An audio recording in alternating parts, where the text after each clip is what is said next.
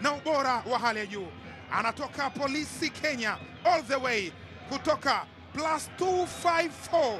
Mohamed Bajabir anatambulishwa mchezoni na mashabiki wa Simba wanamshangilia kwa nguvu zote. Ni Starboy kutoka Kenya. Je, nini ambacho atakifanya akiwa na miamba hii? Hilo ndo swali ambalo tunasubiri kuona majibu yake kutoka katika miguu yake. Mohamed Bajabir, moja ya viungo wa ushambuliaji bora kabisa. Stephen Dese Mukwala amepita. Dese Mukwala bado yuko na mpira na nikaonesha katika nafasi. Bajabir!